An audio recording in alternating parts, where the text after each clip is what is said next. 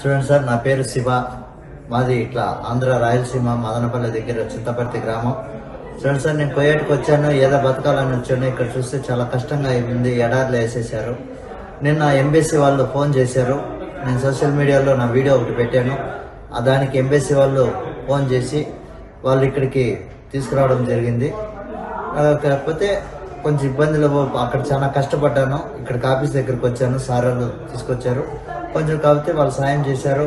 నేను ఇక్కడ కష్టం చేసి ఎంత బాధలు పడి అలసాట్లు పడి ఇక్కడ చేరుకున్నాను సార్. సార్ వాళ్ళు రావడంతో నా వల్ల ఇక్కడ చేరుకున్నాను.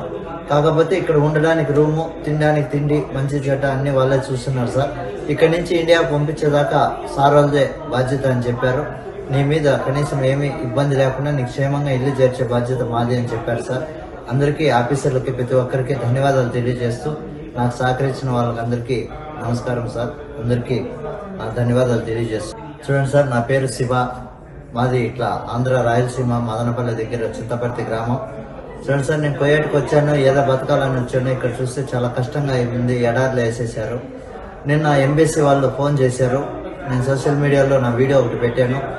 దానికి ఎంబీసీ వాళ్ళు ఫోన్ చేసి వాళ్ళు ఇక్కడికి తీసుకురావడం జరిగింది.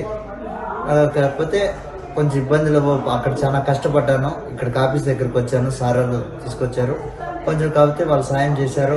నేను ఇక్కడ కష్టం చేసి ఎంత బాధలు పడి అలసాట్లు పడి ఇక్కడ చేరుకున్నాను సార్. సార్ వాళ్ళు రావడంతో నా వల్ల ఇక్కడ చేరుకున్నాను. కాకపోతే ఇక్కడ ఉండడానికి రూము, తినడానికి తిండి, మంచి చెడ్డ అన్ని వాళ్ళే చూస్తున్నారు సార్. ఇక్కడ నుంచి ఇండియా పంపించేదాకా సార్ వాళ్ళదే బాధ్యత అని చెప్పారు. నీ మీద కనీసం ఏమీ ఇబ్బంది లేకుండా నీకు క్షేమంగా ఇల్లు చేర్చే బాధ్యత మాది అని చెప్పారు సార్. అందరికీ, ఆఫీసర్లకి, ప్రతి ఒక్కరికి ధన్యవాదాలు తెలియజేస్తూ నాకు సహకరించిన వాళ్ళకందరికీ నమస్కారం సార్. అందరికీ నా ధన్యవాదాలు తెలియజేస్తున్నాను.